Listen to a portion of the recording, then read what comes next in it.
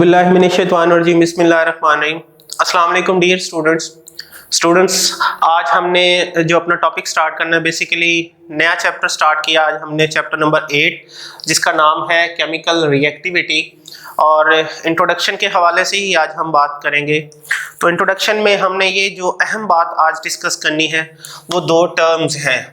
एक जो टर्म इस चैप्टर में हमने डिस्कस करनी है वो है मेटल्स, और जो दूसरी टर्म हमने इस चैप्टर में डिस्कस करनी है वो है हमारे पास नॉन मेटल्स।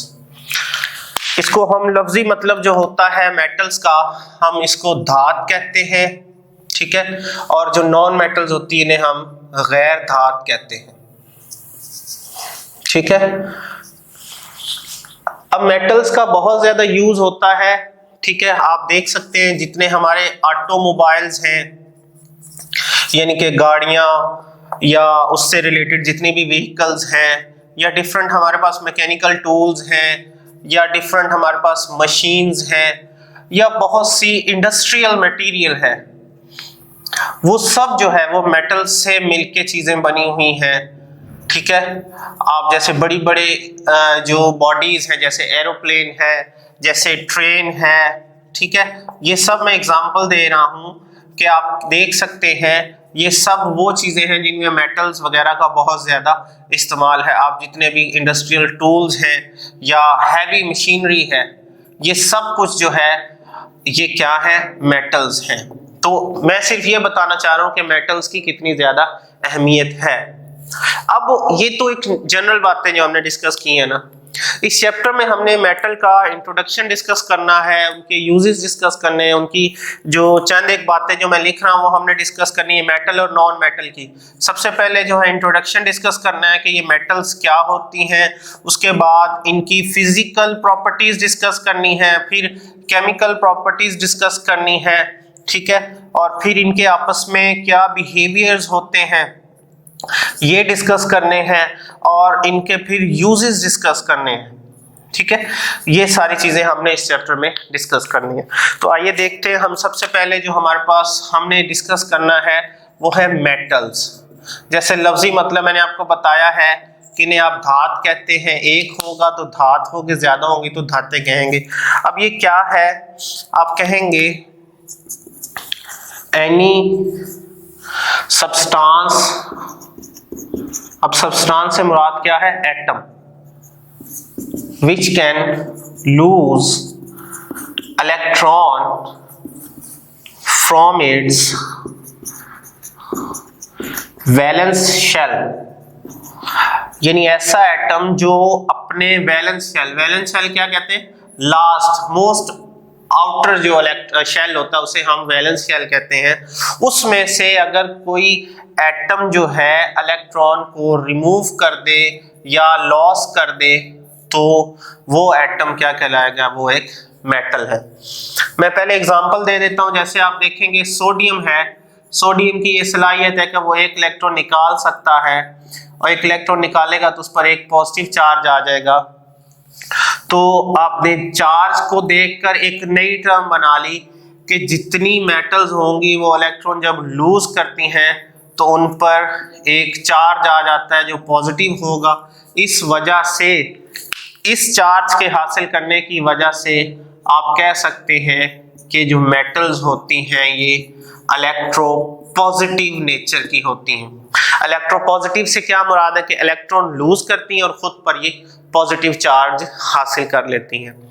जबकि दूसरी तरफ अगर हम नॉन मेटल को डिफाइन करते हैं, उसको हम मजीद डिटेल नेक्स्ट वीडियोस में अपनी देखेंगे, मैं सिर्फ डेफिनेशन बता देता हूं।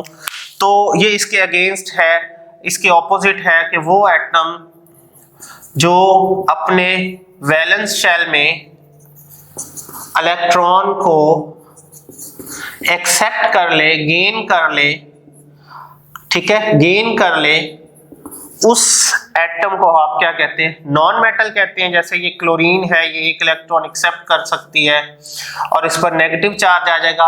अब चार्ज की बात करें तो नेगेटिव चार्ज की वजह से फिर हम एक नई टर्म इनके लिए यूज करते हैं कि चूंकि ये इलेक्ट्रॉन ले सकती हैं और लेने के बाद इन पर नेगेटिव चार्ज आ जाता है, तो इसलिए नॉन मेटल का दूसरा नाम क्या होगा, दैट दे आर इलेक्ट्रोनेगेटिव। ये इनकी नेचर क्या है, इलेक्ट्रोनेगेटिव होगी, ये इलेक्ट्रॉन एक्सेप्ट करके खुद पर नेगेटिव चार्ज ले आएंगे। तो ये दो डिफरेंस हैं जो हमने इंट्रोडक्शन में इनकी डेफिनेशन डिस्कस की है, क्योंकि इन्हीं दोनों के बारे में पूरा चैप्टर हमारे सामने आएगा। अब मेटल की तरफ फिर आते हैं, मेटल की रिएक्टिविटी की बेस पर, ठीक है, on the basis of reactivity के मेटल रिएक्ट कैसे कर सकती हैं। तीन कैटेगरीज में मेटल्स को डिवाइड किया गया है। पहली जो कैटेगरी है वो हाईली रिएक्टिव मेटल्स है, यानी बहुत ज्यादा तेजी से रिएक्शन करने वाली मेटल्स, और दूसरी कैटेगरी जो है वो मॉडरेटली रिएक्टिव मेटल है,